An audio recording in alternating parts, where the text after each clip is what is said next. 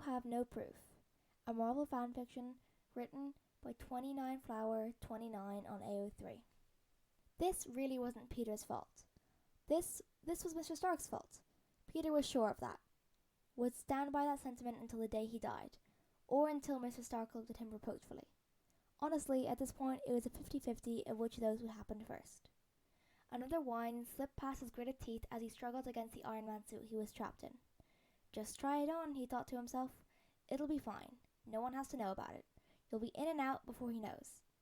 And the infamous Parker luck wouldn't strike again. It had started out as a normal internship day in the lab. Peter actually had official internship now, as a solid alibi for why the teen could be seen coming in and out of SI buildings and the Avengers compound on the regular. He'd come to pitch up his suit and recalibrate his web shooters. Nothing complicated, just regular maintenance. He'd finished up setting the 3D printer to produce some replacement parts when Tony had been called out of his lab for a meeting. Nothing serious, it seemed.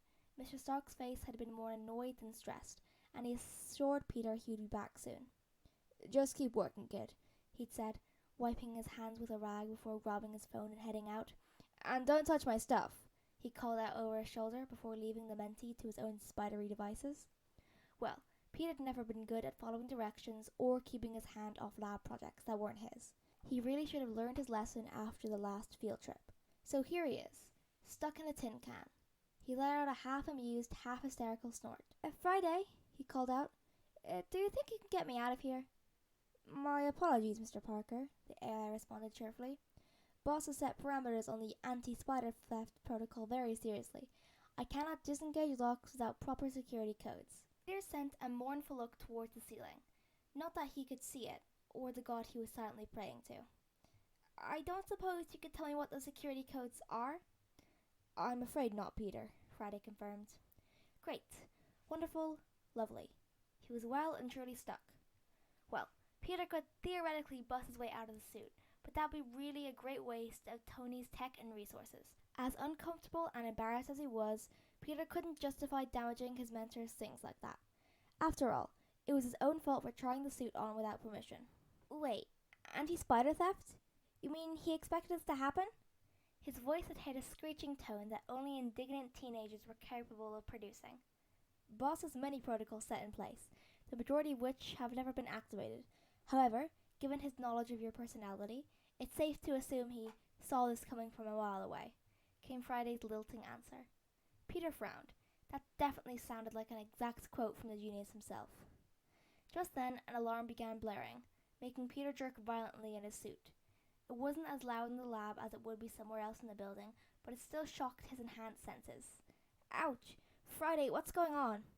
He focused all his senses to the outside of the set rooms that the lab had occupied. Nothing had triggered his spidey senses yet. That was kind of weirding him out. Friday's lack of reply heightened the discomfort. After a moment or two, he heard a clicking noise. "Lock's disengaged," Friday said, her voice coming across completely robotic.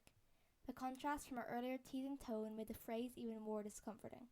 Peter was so wrapped up in his own thoughts that he didn't even notice when the suit slid from around him gently, but abruptly, dumping him face first into the lab's floor. He managed to catch himself with his arms, but the left pant leg caught on the body of the suit, twisting his ankle to a painful degree. He bit back another groan of pain before pushing himself upright, then leaning on a nearby work table. The swish of the door opening interrupted his attempts to limp out of the lab. Tony strode in, phone in hand.